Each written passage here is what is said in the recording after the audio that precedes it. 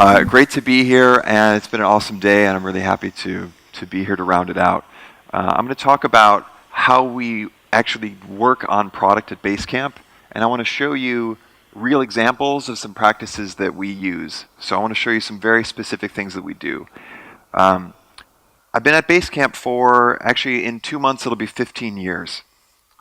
And I started off in a UI role, got into the programming side, started doing kind of managing the work, because both things need to be done for any piece of product to actually happen, you know, and then kind of got into the strategy side. So I've seen a lot of sides of Basecamp over the years, and a few things have held constant over all that time. When we were working on V1 in 2004, 2003, 2004, David was the sole programmer. He programmed the first version of it, and he was working with 10 hours a week.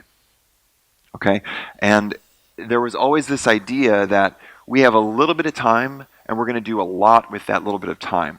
And this kind of put a certain sort of creative pressure on us to figure out how to always have traction on the thing that we're doing and to always make progress on the thing that we're doing. So kind of culturally, as a company, we have this allergy to any kind of a situation where we feel like we're spinning our wheels, or we're debating the same thing over and over again, or a project is delayed, that kind of a thing. So we've figured out a lot of practices over the years to kind of scale up that mentality of, I've got 10 hours this week, what can we do with those 10 hours? And now, even though Basecamp is quite a big product and it has a huge customer base, we only have about 50 people in the company. And that's including ops and support and everything like that. The product team is really small. So it's really important for us to always have traction. And I'm going to show you kind of 2 tools that we use that allow us to do that. So this is about how we break up work. So there's the scope of work, and then there's individual pieces of work. And then also, how do we sort of track where we are on the work in terms of not tasks that are done and not done, but in terms of what's known and what's unknown.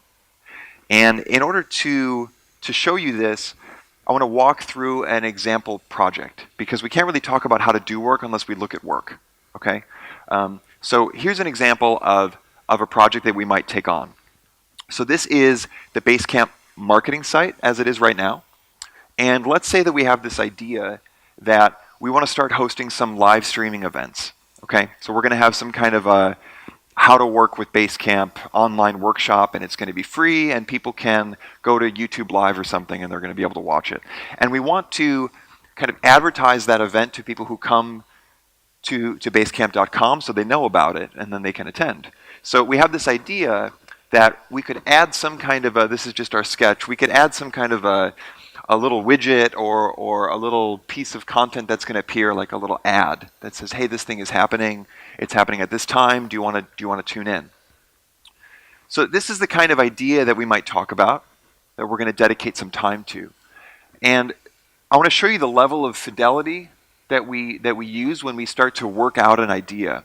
And the type of work that I'm going to show you right now is what happens before we actually budget a team to do anything. So at Basecamp, we don't have a backlog. We don't have any such thing.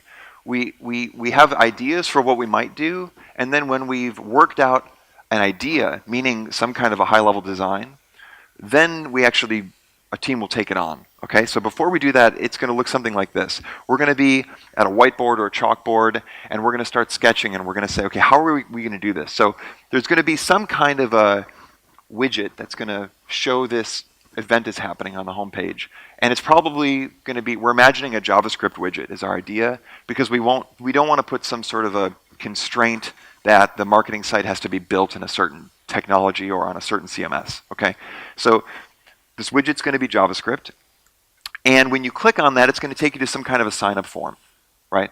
And that sign-up form is going to say, hey, give us your email address, and then when this event happens, we'll send you an email, and maybe the sign-up page is also kind of like the event detail page. So you see the ad, you click on it, it's got the title, the description, this is what's going to happen, this is when it's happening. Give us your email address and we'll send you a reminder so you can attend, right? And then, of course, if they give their email address and then they click the button to submit, they're going to see a little thank you message there. Yeah. So that's sort of the widget part, and then we think through, okay, well, what else needs to happen here? Well, we're probably going to have to build out something to remind them. So there will be some sort of a clock on the system, and that little clock is going to be running, and then as we get to the right time to remind them, and we don't really know what that is, maybe it's the day before, maybe it's an hour before, I don't know, we'll figure that out, but there's some sort of a clock, and that's going to fire off an email. This is like shorthand, the little @ sign means it's an email, okay?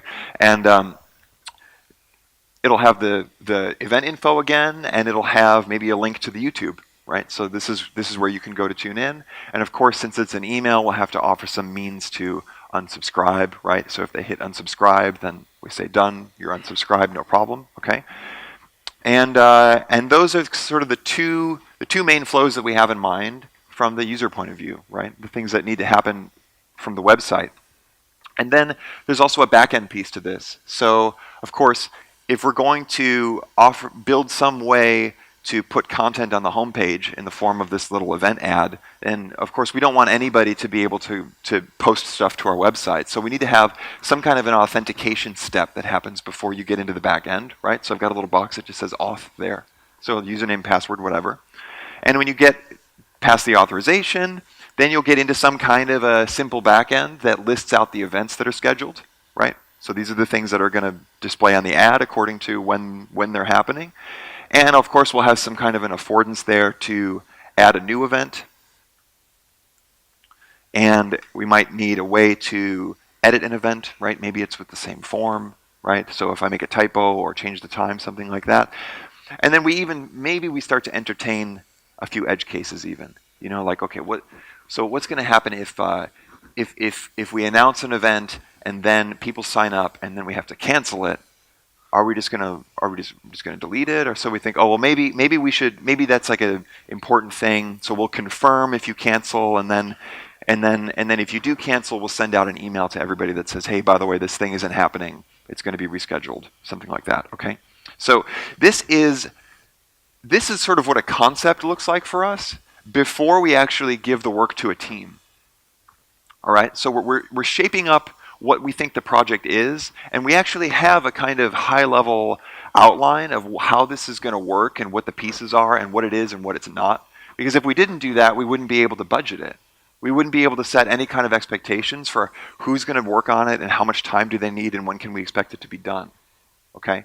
But then once we have this sort of mapped out, now we can give it to a team and they can start to work on it.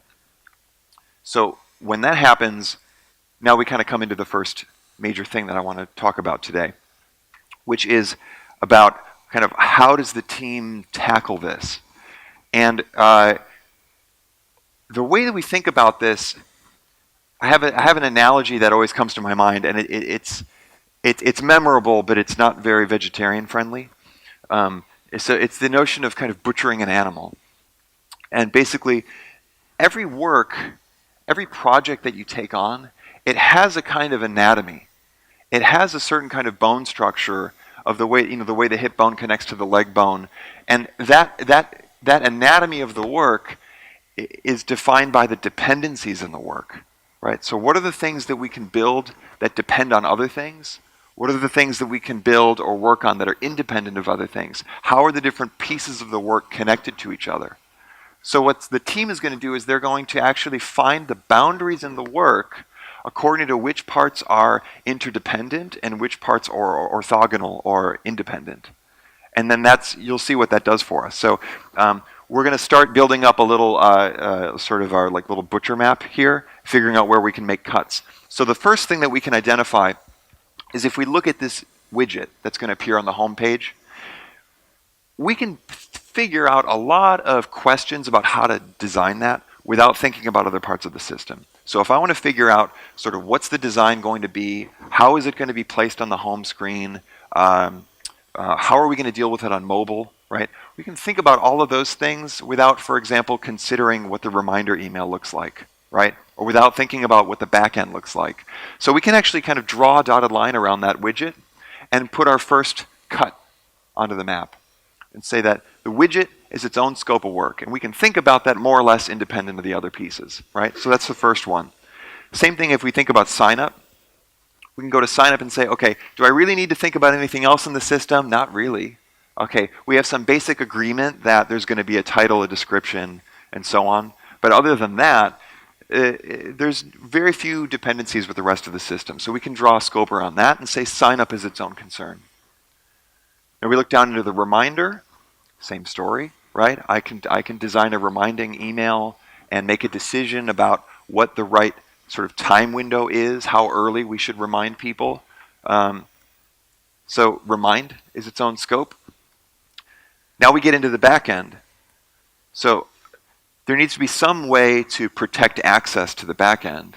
But whether it's a username and password or it's some kind of OAuth thing, or it doesn't really matter what it is, once you're in, it doesn't affect the way that we design the interface or the back-end implementation for creating and updating events, right? So auth is its own scope. And then once we're in, we can decide how fine-grained we need to be, but basically we can say, especially if we use something like Rails, it's like, okay, look, we're gonna have a list, an index view, we would call it, of events, and probably this new and edit form are going to be shared because they're basically the same things, right? And I'm going to think of this as kind of a loop because I might create the event, see it in the list, notice my typo, hit edit, save it again, that kind of a thing. So we can just take that as a bundle. If it for some reason got complicated, we could split it further in the future. And then this last thing, which is how do we handle cancellation? This special case for cancellation, we're going to scope that off too. And we can scope it off because of the interdependency again, because we can say, well, I don't need to think about the rest of the system to solve that problem very much, right? There's a natural boundary there. But also, maybe we're not so confident that that's going to be important. You know, are we really going to cancel an event? Is that really going to be a problem? So let's scope it off separately so we can treat it separately. So this gives us a map here. Now we've got cancel on there. So there's the scope of the project, right? We all talk about like project scope, right? But these are the scopes, plural, of the project, right? So what does this let us do? Well, this lets us do a couple interesting things. So the first thing that we can do when we have this map of separate scopes of work is we can start to think differently about what it means to be done. So rather than having a project and then you're done when the project is done, we can start to think about being done in a more piecemeal way. So this widget scope, I want to think about how can I have that whole thing done? If it's actually independent of the rest of the work, can I get that one piece done? And then I've got a whole chunk of the project that's important, that's just out of our heads, that's settled, and that is going to constrain our future decisions, right? So how do we do that? We do that by integrating all the different roles into one to-do list. So when we create a to-do list in Basecamp for the work that we're doing, we're going to create one list here that has the name of the scope. So if this is the widget scope, we're going to create a to-do list called widget. And inside that, we're going to integrate design, programming, QA, updating the help doc, like whatever it is that needs to happen, all that stuff is in one scope. That way, instead of having a design list here and a programming list there, and some stuff is checked off here and some stuff is checked off there and you don't know where you stand, if it's all together in one list, then we know exactly how far we are in this piece of the work and whether it's done or not. So from there, then we can start to go, boom, boom, boom. Different pieces are getting done. And if anybody says, hey, where is this? Where do we stand? How's this going? We can say, look, these things are done. Okay? So that's the first thing, is kind of having this notion of done. The second thing goes a little bit deeper. And this has to do with our sense of priority and our ability to make decisions about working on the right things. Because everything that we do in Basecamp, kind of going back from the 10 hours a week till today we work in 6-week cycles. And some projects are even shorter than the 6 weeks. And we have this rule that the work has to be over. Okay, so you don't get more. You don't like keep sprinting. We don't do that. You have a time box, and then the time box forces you to make choices. So what we want to be able to do then is prioritize so we spend the right time on the right things so that when we run out of time, the things that are left are the things that don't matter. Okay? So if we have this map, then we can kind of think of it like a heat map. So the scale here is the scale of what matters.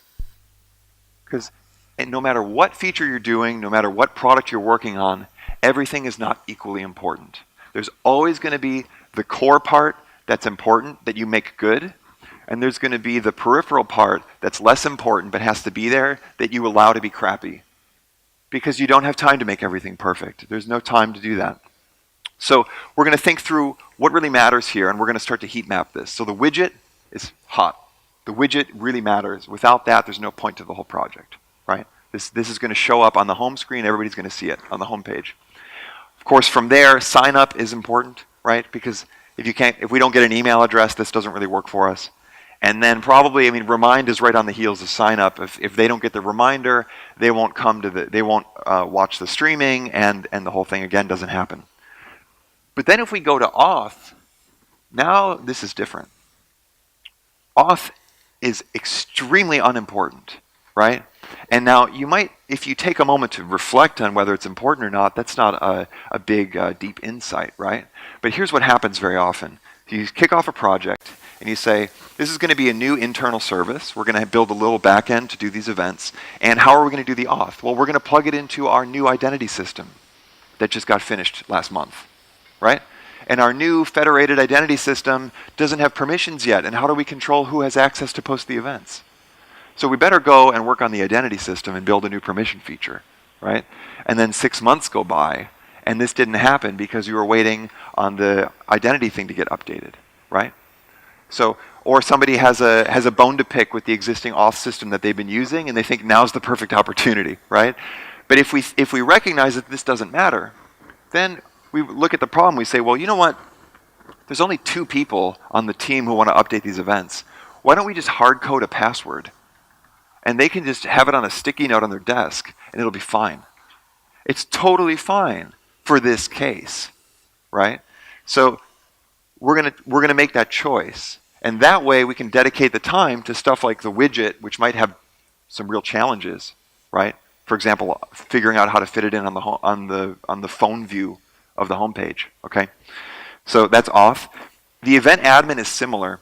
It's a little bit more important because it has to be there in some form, but it's still way down because this is the back end. So if the event admin is totally hacky and ugly and basically only allows you to insert data into the table, right? So it's in the database, like that's enough, right? As long as it works. And you certainly wouldn't want to kind of reinvent the component for how to choose a time, right? Which a designer might want to do, yeah? So not very important. And cancel the least, maybe we say we could even do without cancel if we had to entirely. Maybe we don't even have to think about that, right? Because who knows if it's going to happen. And if it does, we'll like manually write an email to everybody. Like, who cares, right? So what we're getting here is we're getting a sense of what actually matters, and we're not treating all the scopes of work equally. These aren't just requirements, right? Because we're going to make trade-offs. And when we make trade-offs, we're going to have to choose between what gets our time. So whenever I'm working on product stuff, or actually kind of thinking in general, I like this mental trick of always thinking in terms of space and time.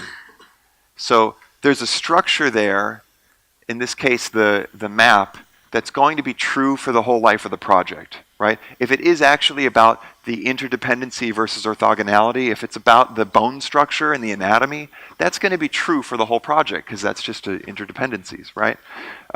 But that's just the sort of spatial view of the work. There's also the question of time. So what's changing? How much progress are we making? How long is it taking us to solve a problem, right? Like, is this getting closer or is it stuck? So it's time and movement. This is a very different perspective. So the other thing I want to show you today is a tool that we use at Basecamp to see where we are in terms of movement through time. In order to do that, I want to show you how we think about work. So the sort of natural, naive way of thinking about work is like this. You imagine that you have kind of a whole bunch of tasks that need to be done, right, in order for this project to happen. And every task has a certain amount of complexity or time that it's going to take, right? So you estimate every task, and then you multiply them out, and then it's just like linear labor, right? You say, okay, if these are all the tasks, and this is how much work it is, then I do the multiplication, and 3 weeks from now we should be done. Or 6 months from now we should be done, right? Of course, this is what people do when they track story points and all kinds of sort of agile metrics like that, and it doesn't work. Why doesn't it work? This only would work if you had perfect information in advance about the work. And every time we build a new feature, or we do something in a code base that hasn't been done before, or we do a design thing that hasn't been done before in the product, we don't have information about the work, actually. We know what we're trying to do, but we don't know how we're actually going to accomplish it. So real work isn't linear like this. It's actually more like a hill. There's an uphill phase where you figure out what the work even is, right? So whatever it is that you're supposed to do, right, hook up the event reminder. Sounds clear enough, but where's the API endpoint going to go? What do I add a new table or do I add a new column, right? Those are just implementation questions, right? Should it be an hour before or 2 hours before or both? There's a lot of unknowns, right? So we have to figure out, what's my approach? How am I actually going to do this? Or another kind of maybe relatable example is, I'm going to cook dinner, yeah? And I'm going to cook the Indian thing that I cooked the one time that was complicated, that I don't quite remember how to cook, or I'm going to cook the pasta, yeah? And if I know what I'm going to cook, then I know which grocery store to go to, how much it's going to cost, how long it'll take me to get there, how much time I have to allow. But if I haven't decided that, I might need to go across town to go to the Indian restaurant, and I might have to spend extra time with the recipe to remember, or I could go to the closer place to get the pasta stuff, and it'll be done like that, right? So, but as soon as I decide, then my task list is clear, the amount of time I need is clear, everything snaps in. So that's what it feels like to get to the top of the hill. It's like I've worked on the problem, I've come up with how I'm going to do this, now I can see down the other side, I know what needs to be done, right? So that it's like going from unknown to known, and then from known to done. There's that execution side. So all the work that we do is like that. So the way that we apply this to the different scopes is through a tool that we created called the hill chart. So what the hill chart does is actually what we have here are different to-do lists in Basecamp. And you can see that each of these to-do lists corresponds to one of those scopes. So widget, sign up, those were each scopes on the map, right? So each one is an integrated to-do list with the design, programming, QA, all those tasks are together in one list. And then what we're doing is we're plotting each one on the hill. So we know, is this something that we haven't figured out yet? Is this something that's partially solved, or is it something that's solved and there's just execution work left? Yeah? And the way that we indicate that is by manually dragging it. So here you can see clicking the update button and then going to that sign up scope and just dragging it up the hill. This is just to indicate our gut feeling. This isn't an algorithm. This isn't like 20% of the tasks are done. It's not about the number of tasks. It's about my knowledge, my certainty. Have I solved it? Do I know how I'm doing it yet? You know, if work is on the right side of the hill, you can guarantee that that's going to happen because it's been solved. Nobody's going to get stuck on something and say, oh, I don't know how to continue. But if work is on the upside of the hill, there's open questions still. That's risky. This might not happen until it's figured out, right? So it's about problem solving. Here we can look at a real project in Basecamp. It's a little bit small on these monitors, but I think if you squint, you can see that there's a pattern here. So on the bottom is the earliest of the project, and these are snapshots of the hill over time, going later in time as we go up. And what you can see is that at first there's 3 scopes that are on the uphill, and then they start to crest, and then they start to get more and more, and then as we go further in time, again, you can see that they all start to make their way over. So what I'm actually seeing, as somebody who comes in and checks in on the project, I'm not just seeing tasks getting done, I'm actually seeing problems getting solved. And this allows me to have a very high-level strategic conversation with the team about what are they putting their time into, and are the things that we're doing right now the right things to be doing. So for example, you can see on the top here that there's 3 scopes that are over the hill, but there's one thing out there on the far left. And that was a data migration that had to happen as part of this feature. So we were changing a feature, we had to migrate all the old data over, and that was an unknown. And what we could do is we could keep pushing that work that's solved over the hill until it's fully executed. But what might happen is we could run out of time in our time box and still have this big unknown there, right? And if we don't solve the migration, we can't ship. So this is where the team can see what's solved and what's not solved, and they say, we're going to just leave those things parked where they are right over the top of the hill, and we're going to focus on this migration thing. And we're going to spike that uphill until we have more of the uncertainty gone, and then we don't have that feeling of like, what if that blows up on us, right? So it allows us to have those kind of conversations. I've got one more thing that I'll show you here, which is that sometimes the work gets stuck. And it's often hard to know if work is stuck, because everybody's doing their best to convince you that they're good at their jobs and they never get stuck, right? So if somehow you can tell that the thing that you thought was going to be done isn't done, and it's like, what's going on with that? Oh, I'm just working on the, you know what I mean? I've just got these extra tasks that I had to do, and it's coming along good, and you keep hearing the same thing, right? So what we're doing here is we're getting the team to actually volunteer information about uncertainty. We're turning that, instead of a bug, into a feature. So what's going to happen is you're going to have cases like this where the bottom hill was a snapshot from the 7th of February, and then time went by and you can see almost 3 weeks or 2 weeks later, February 20th, there's this scope on the left about notifying everybody that an event changed. This was for a feature we were working on. It didn't move at all, right? And so we have a conversation with the team. We say, hey, like, what's going on here, right? And it could be that there's a really hard problem there. And then we can apply a different kind of, we can see what are the uphill strategies that we have. So should we spike out a few different prototypes? Should we see if there's something that we can cut? Like, look at the map. Was this a high priority thing? Do we have to be doing it at all? Right? There's a whole lot of strategic conversations we can have. And sometimes what we also just discover is that there were some seams in the work, some places that we could have split up the work that we didn't, and we're not able to see the progress because of that. So in this case, the scope was notify everybody that an event was rescheduled. And it turned out that when we talked to the team, they said, oh, actually, this is going great. The back end of that is totally finished. But there's a few things that came up on the UI side that we haven't opened up yet. So they didn't know where to put the dot. You know what I mean? It's like, well, there's still stuff that's unknown. So we said, okay, let's split it up. So what they did was, here's the before on the bottom and the after above. So the red dot on the left, that was notify everybody. It turned into notify of reschedule backend, because the backend part was finished. And now that shoots over to the right side, and we can see that that's done. And now the two new pieces of work that were actually unknowns that were holding that scope back are called out here. So notify of reschedule, hey, is the blue one. That means we have this kind of inbox notification thing, and we had to figure out how do we handle this with the notification setup that we have in Basecamp. Unknown, right? Far left.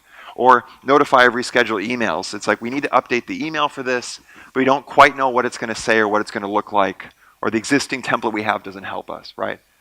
So now that we've called out these unknowns, now we see progress again. So we look ahead into time, and you can see going again from bottom to top. We've got the blue all the way to the left, but then in the middle, they spike the blue up, and then all the way by the top. And this is just one day after the other. Everything is over the hill again. And this is interesting because it shows the strategy again. So if we look at the bottom hill, there's a green dot that's not quite up to the top, which is figuring out the emails.